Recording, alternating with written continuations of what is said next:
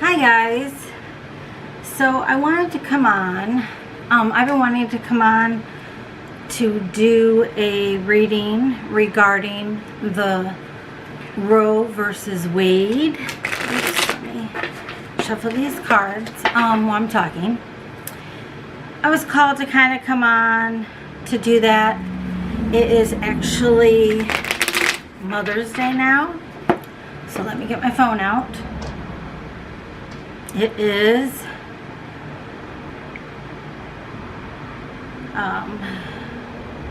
May 8th, 5, I don't know if you can see that, 5:37 on Sunday, Mother's Day. So happy Mother's Day. Hopefully the lighting is okay. I think it just switched. I think it's switching the lighting. Let me shuffle these cards. So I wanted to come on and just do a reading. Maybe we can see who had the leak, who made the leak. Intuitively, I was thinking that it was actually one of the Supreme Court judges that kind of told his assistants to tell the typist, the legal administrative assistant, who is the secretary who types up all their drafts, legal drafts.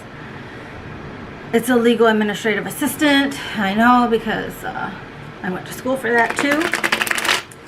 And so I was thinking it was one of the Supreme Court judges who didn't agree with the ruling, or to reverse Roe versus Wade. It was either him who tipped off one of his staff members, to tip off the typist, to tip off someone else like in the media to leak it, or it was whoever the typist was talked to her other typist, the secretaries, the legal administrative assistants, had told someone else about this, who they were very against it, so they talked amongst themselves, like water cooler chatter, or like in the bathroom amongst women, and they were like, we need to get this out, we can't have this happen. So they anonymously, now I don't know if they did inter-office mail to any kind of media outlets that they send things to, I don't know, but for some reason in my intuitive head I'm thinking inter-office mail. You know how you have those, well, if you work in an office, they have the envelopes that just have the string, and then you tie it around the clasp, and then you put each line, what office it's going to, inter-office mail. So it doesn't really go to the post office and then get stamped and then goes to the postmaster, and then the postal mail guy comes in his truck and delivers it. It just goes in our office, goes straight to a different office. It could even possibly be a different building, but they distribute it in our office. So maybe they're connected with some kind of media outlet like the Tribune or the New York Times or something, whatever it is. But in my intuitive mind, it went to inter-office mail, to wherever it was going, with no name, just to that department, and just a copy of the draft that was typed up. So no sender, didn't come, or just happened to fall, maybe at night, slipped under a door to a newsroom or something, or, it's like, where the point is, where they might not ever find out who made the leak, is what I'm saying.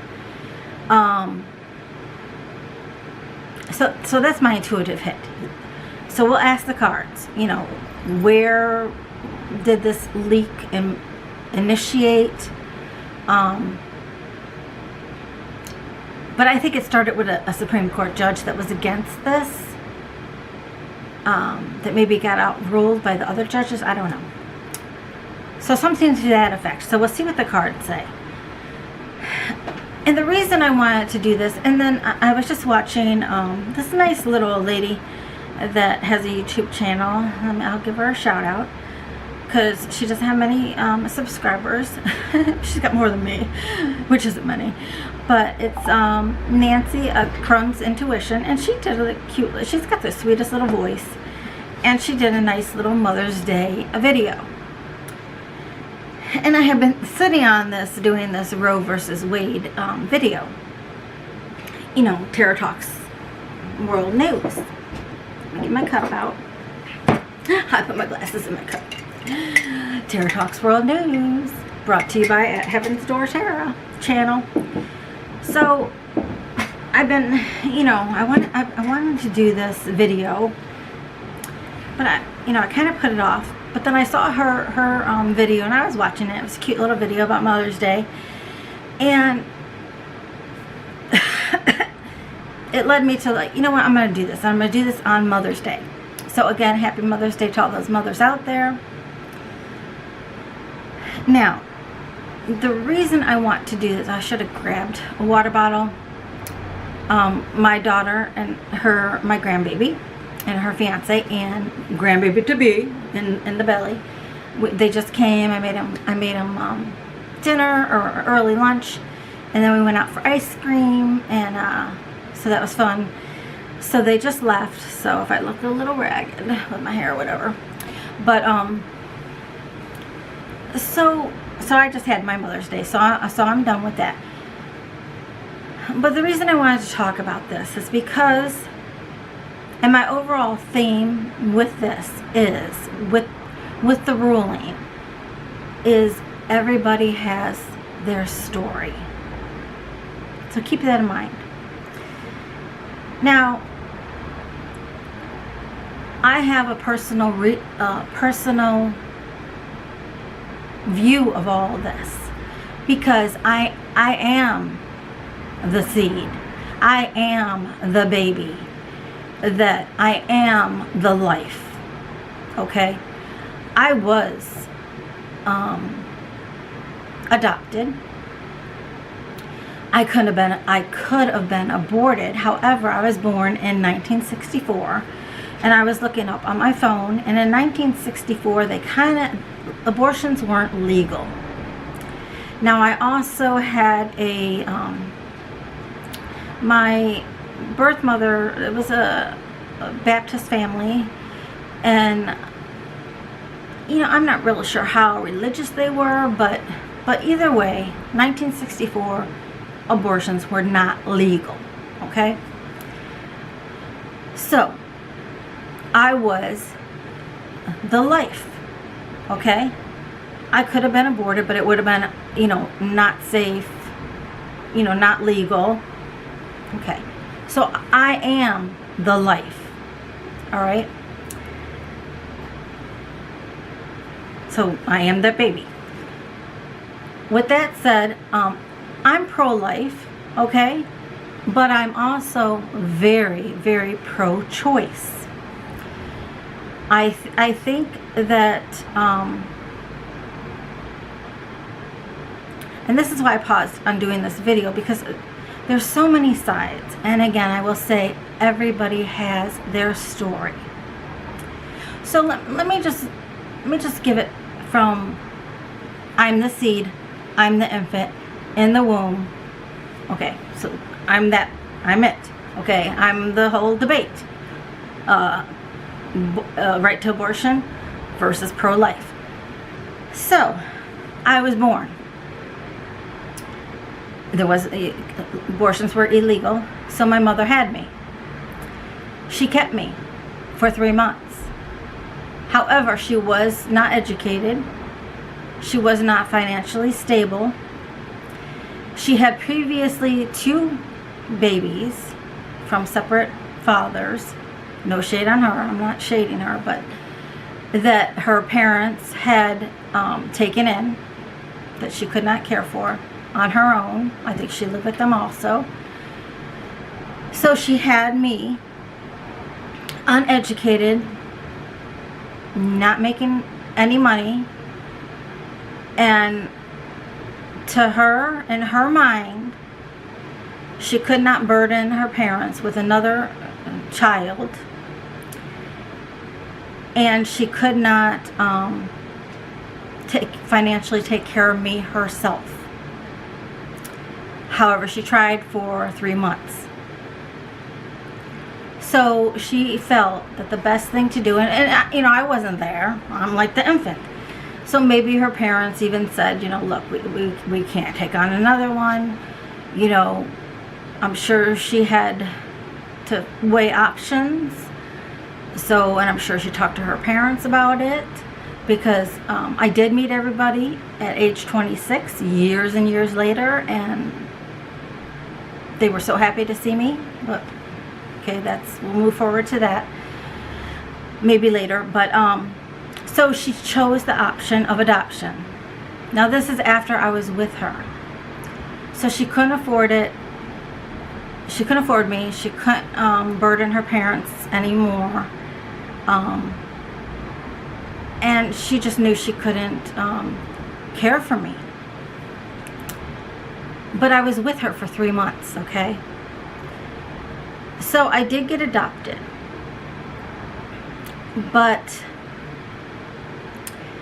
through Catholic Charities. But I was adopted to a woman who was not mentally stable, not physically abusive, but very emotionally abusive. So, and I'm not saying this for any kind of pity or anything like that, okay? Just saying the facts. Just trying to give you a story. Okay, so now as the seed, as the baby, as the infant, when you are adopted, and I've talked to other adopted children, and adoption doesn't really affect males as much. I'm sure it can, so it's not overall, as much as it does affect female adoptees. But as an adoptee, you feel like you weren't really born. You feel like you were just dropped into this world. You didn't come from anywhere. You're different, as if just the color of your skin is different than what you see growing up. That's kind of how you feel being dropped into this world as an adopted person. You feel like you came from Mars. You don't know where you came from. You were just dropped in. Now maybe not everybody feels that way, but I have heard adoptees feel that way. So as an adopted person, that's how you feel. Okay, you feel like you were just dropped in.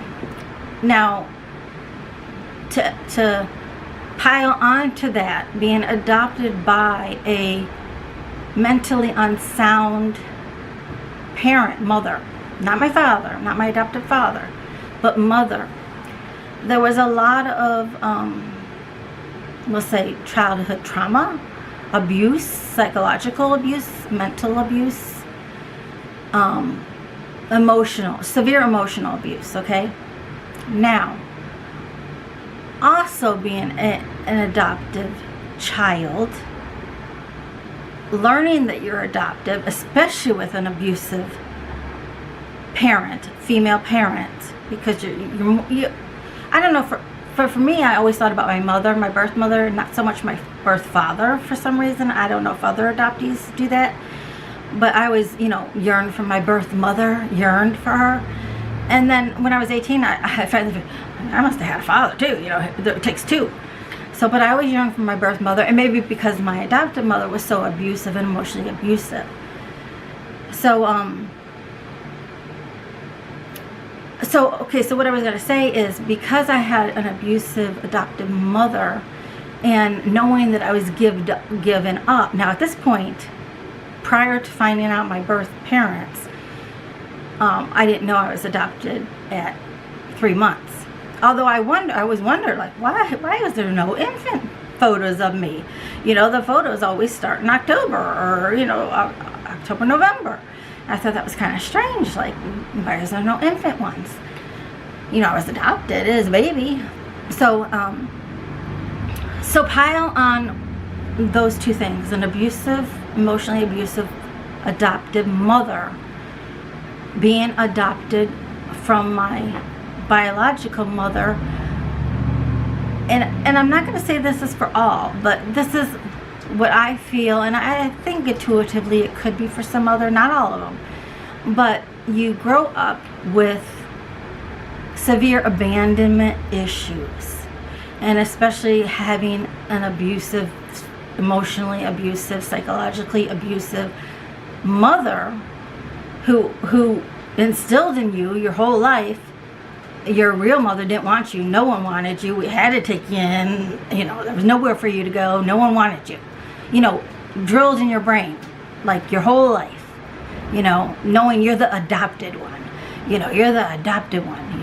Your mother was a whore. No one wanted you. So and the only reason I'm telling you this is because I envision if they reverse it, okay, and people can't have abortions when they want to. Now, I do believe that at a certain number of weeks that they shouldn't be allowed to have an abortion, okay, and I don't know what week that is. I think it's under Roe versus Wade. There is a limit.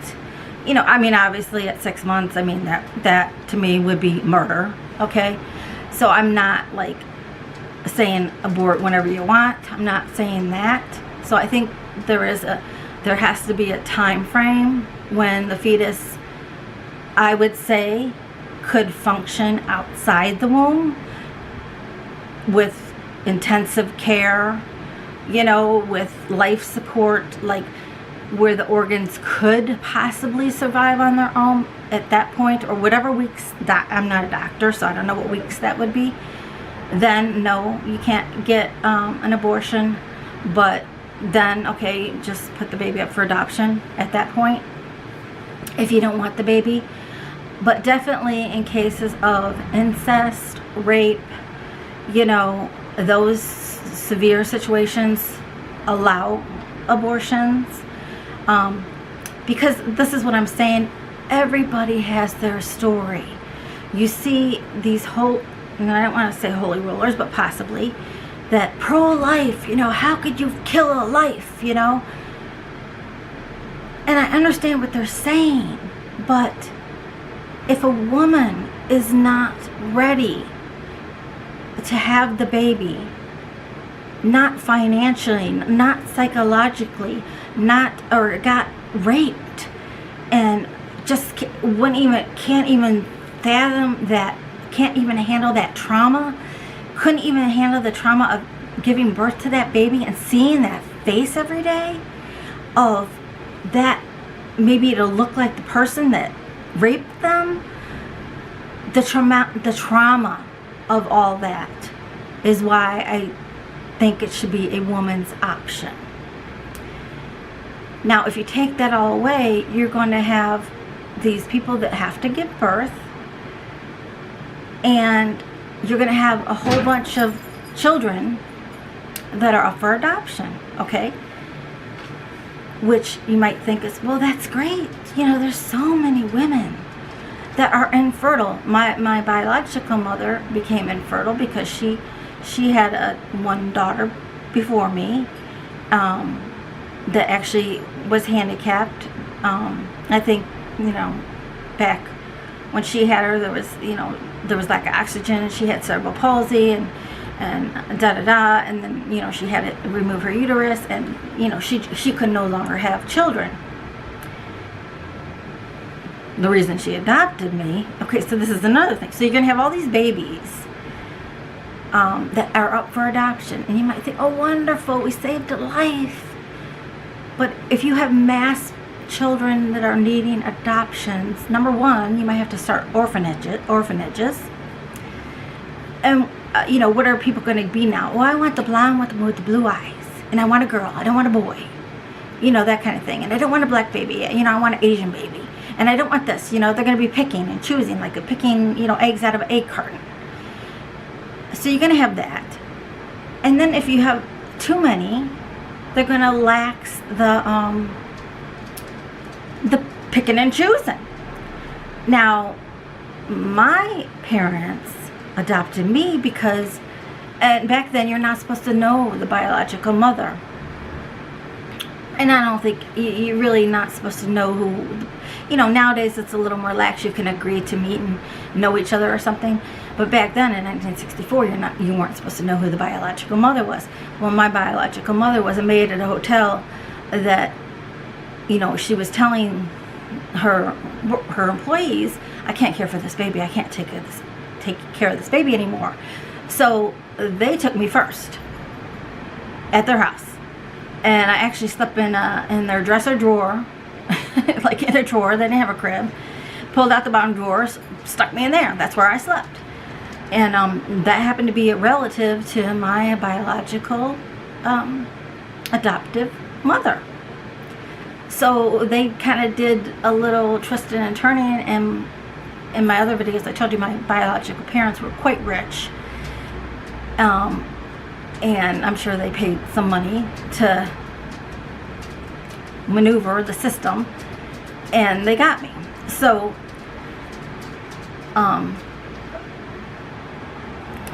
it was a little, supposedly, I don't know the whole story, but it was a little underhanded. Like I always thought I was like a black market baby or something like that. Money talks or whatever. But now in 2022, you might have more babies, open up orphanages again, and maybe have a lax of putting in babies into homes. Like you need to get these babies out, adopted.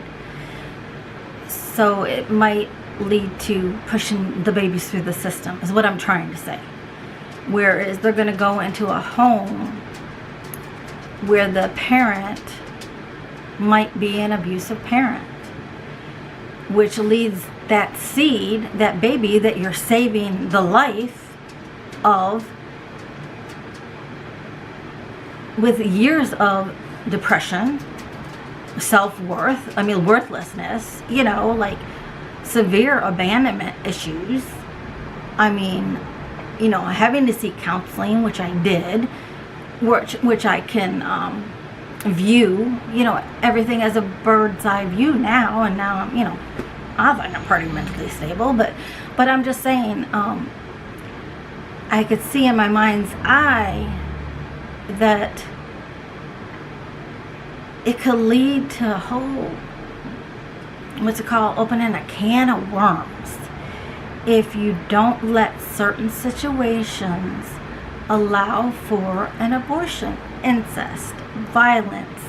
I know one lady, one nun was talking about that she went into helping people get abortions, prior, because the woman was in abusive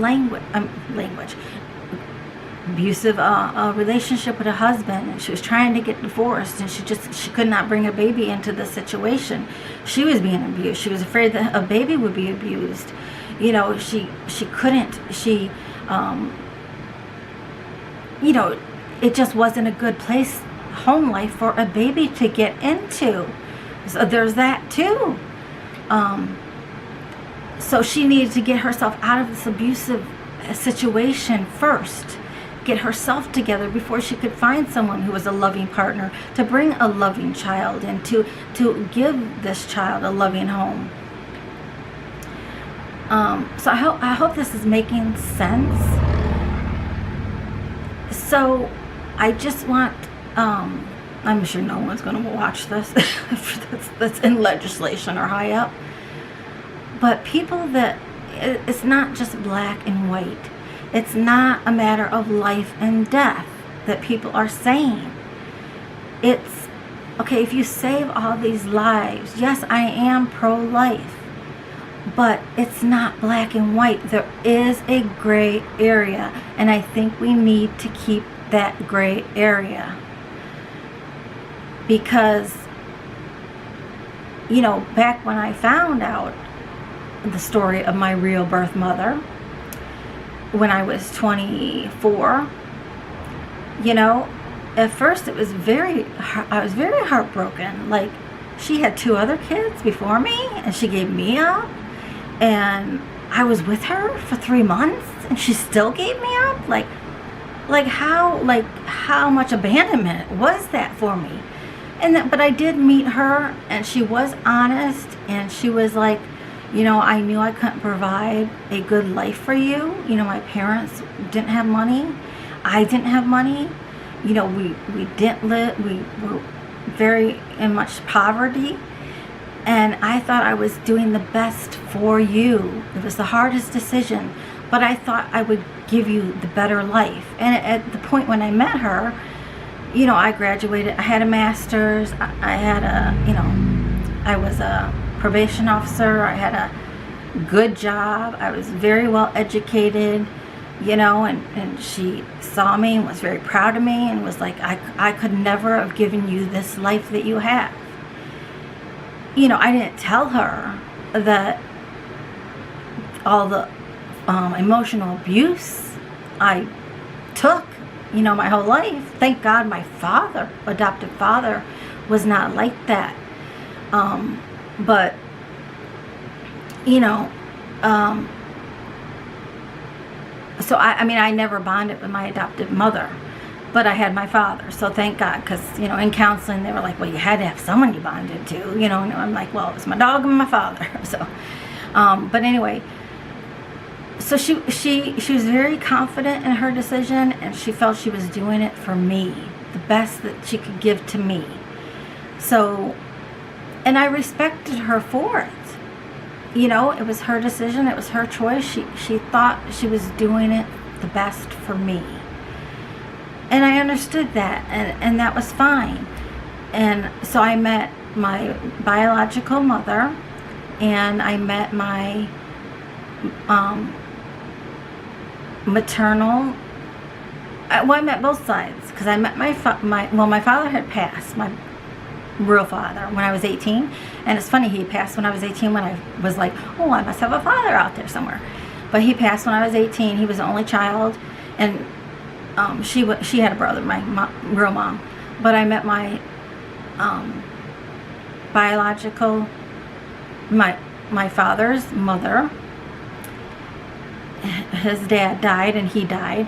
But I met my mom, my real mom, my mom's mother. Her father had died also. I never did get to meet her brother, and I met my 2 sisters that were my mom's. And my father was widowed, and my mother was widowed too, from one of the childs. So it wasn't like she was sleeping all around, but and my father was widowed, and he had a daughter. So I had 2 stepdaughters over here and a stepdaughter over here. And the reason my father and mother didn't marry, because his mother hated my mother, probably because she had babies, unwed. Well, she was married, but she was widowed. So that kept him from marrying her. So that caused a big fight. She actually shot him. He fell out a window. She didn't kill him, but he fell out a window. And when I met my father's daughter, who is my half-sister, we actually went to the house that we lived in. We were just like driving by, you know, memory lane.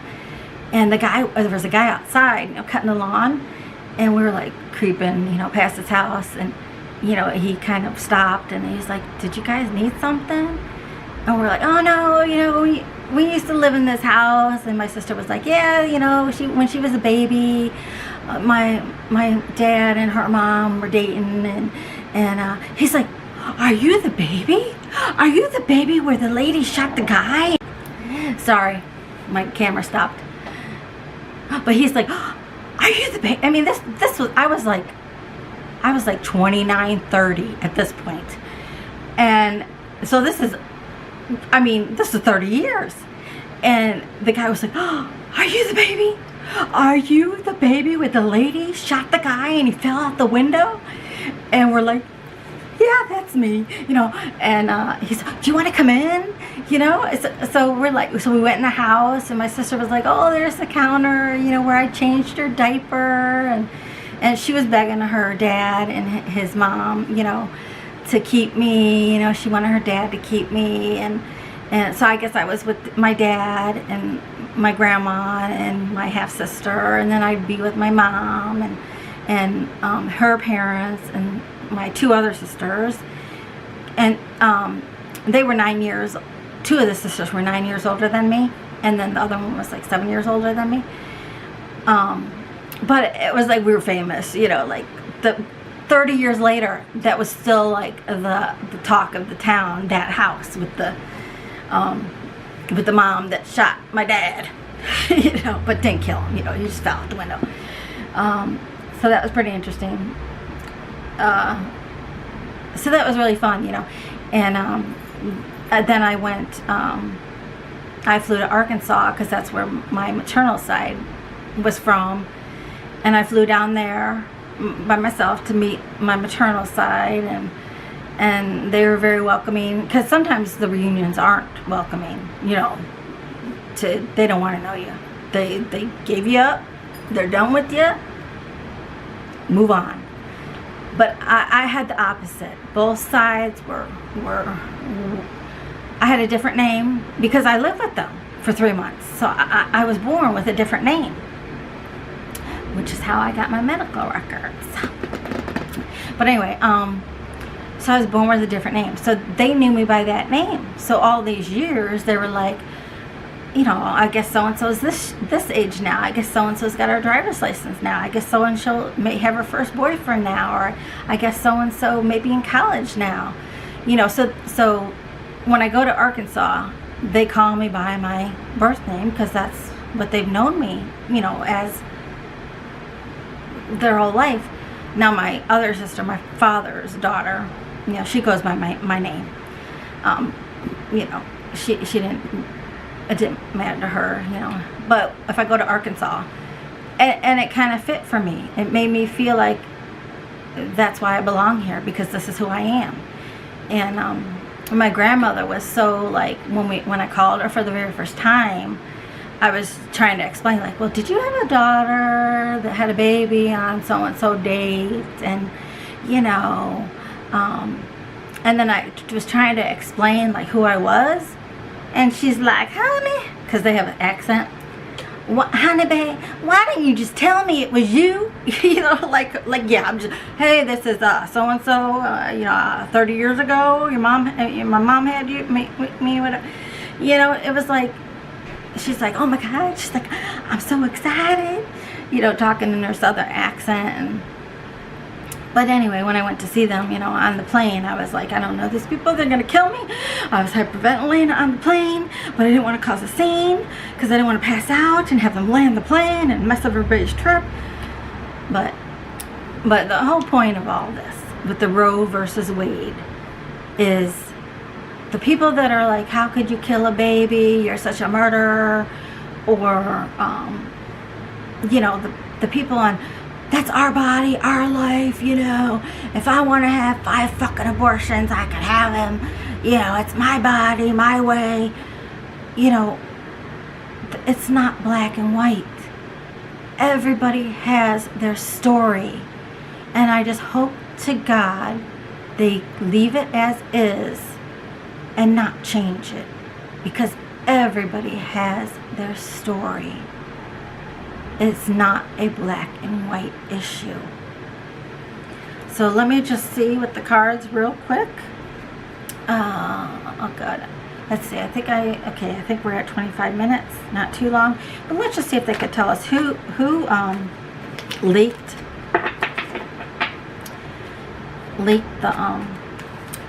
the draft to the public.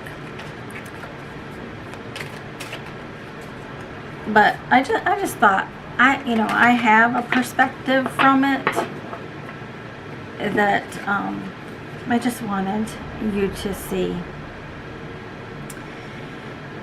Okay, yeah, the 10 of Wands. Okay, this is calling to me what I was saying about, this is not saying who leaked, but this is calling to me, the 10 of Wands is about a burden. I think if they overturn it, it is going to cause burdens left and right. There is going to be orphanages. there is going to be, okay, you want me to have this baby? Government money. Government money. If I don't have insurance, you're paying for the birth, you're paying for my prenatal vitamins, you're paying for my C-section, you're paying for my, all the hospital bills. My first child, I had an emergency cesarean. We had listeria. I was in the hospital, basically like intensive care maternity ward for 10 days. My daughter was in intensive care prenatal unit for 15. It cost us $50,000 in 1994. Okay, government, you're paying for everything. All right? It's going to be burdens galore. Think about that, government. Okay? Oh my God. Oh my God. I can't make this shit up.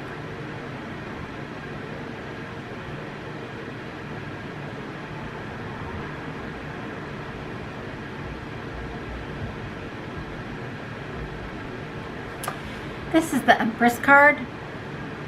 The Empress card in Tarot is about creating, and it is about pregnancy. You know, I don't even remember that this card is such a pregnant card. Now, there's swans down here. Now, swans do mate for life, but look at all the little ducklings down there.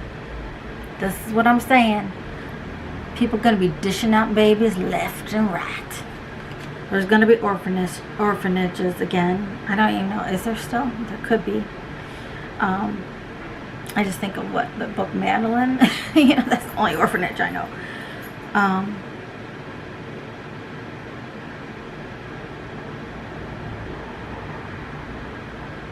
And what if, now there was a flash, women throwing themselves downstairs. Back in 1964, I thought I saw that there was some kind of something that women would drink to try to have abortion. You might get lawsuits, okay, if it's illegal, where a woman tries to take it in their own hands to drink something that is poisonous that could try to kill the baby. I don't know what this was. Back in 1964, women would drink it. And I know on the news they've said people would go to like undercover, like down in the basement doctors to do the abortions that weren't safe. They would end up dying. You might see that because her legs are wrapped here. Now, there is butterflies, which is transformation. But they could also be spirits. Like a lot of deaths, you know. See her legs tied, and then the butterflies up there. I'm seeing deaths is what I'm seeing. Infant deaths.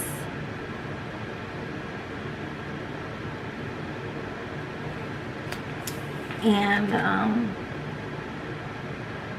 the unicorn.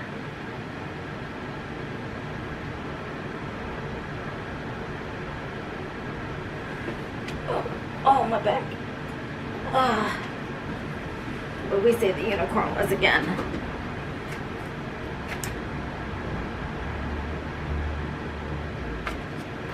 The page of wands.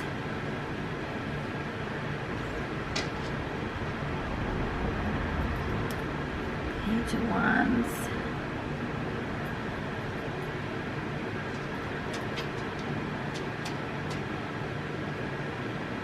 Yeah, people are going to have to look at the history books and think about what happened in the past, where people were going into basement doctors, you know, to get things done. This is also someone who has a lot of fear. Oh no, that doesn't have fear and might go doing all these weird things to try to kill the baby, but in fact hurting themselves. And the book to me is telling they're going to look like online to see what will work for them. But because they have no fear, again with that Empress with all those butterflies, there could be some deaths. Okay, let me focus now. Because, okay, how did this leak happen? Who, hello, who leaked the draft? Can you please tell us who leaked the draft? Okay, and then we'll go. So hopefully this is only like 31 minutes at this point.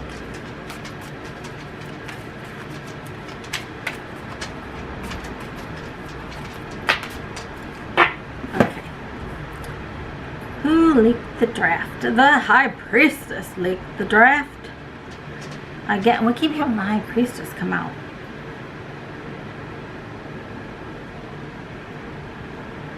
A High Priestess.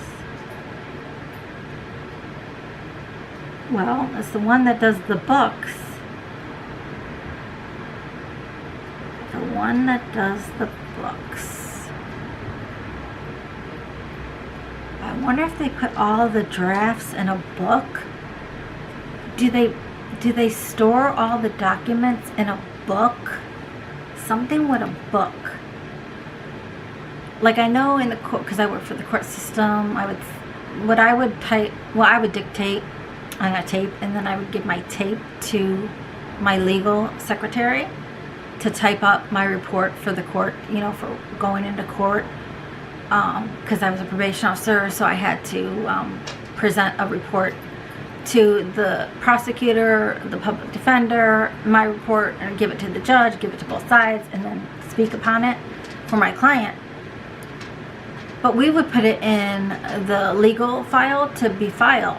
But I wonder, because it's Supreme Court, I wonder if maybe even the law, the final, maybe the draft, okay, goes into a book when it becomes, okay, approved. But whoever would put the final document into the book, the legal book, maybe that's the person who, the typist, the legal secretary, gave the draft. It wasn't to go into the book yet, but gave the draft to the person that then solidifies it, puts it in the legal book. Because, you know, like lawyers should see all those books. So maybe it goes into a book. So maybe that book person, whoever that is, maybe that's who leaked it. I don't think it's ever going to come out, but if it does, now I don't want to get that person fired.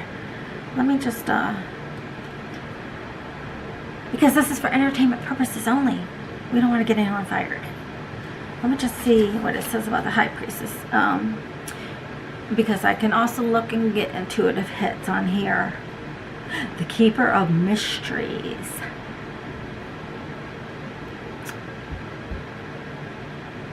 Okay, no, it doesn't give me nothing. But that's what I'm seeing intuitively. So whoever, when a law is finalized with the court, and I'm not even sure if they do this, but with the Supreme Court, when the law is finalized, if it gets bound and goes into a book, maybe it doesn't even get bound, because you can make your own book, like a spiral. You can make a book. You know, it doesn't have to go to like a publisher or like a book, but with the rings on it, you can make your own book. So maybe that's what they make, you know, not like a book, but just well, in real estate, see, we did it, so I don't know what they're called, but you know, you have all your pages, and then you punch it into a thing, and then it binds with those rings, and then and then you put the clear cover on the top, a clear cover on the bottom, and maybe a cover page. Maybe that's the book that it goes into. So whoever puts it into that thing when it's finalized, that could be your person. but we don't want to get them fired, so let's not say anything, okay? But yeah, whoever puts the law into the books. So that's my intuitive hit about if they undo that law. There is argument. You could argue for months on both sides, and I could see both sides, but just not to an extreme on both sides. It has to be gray. It has to be gray because everyone has a story. So you just have to not forget that. There's a story behind everything. So that's what I want to say. And on this day of Mother's Day is why I chose to go ahead and do this video. So happy Mother's Day to everybody. Have a good day. God bless. Take care. See you soon. Bye-bye.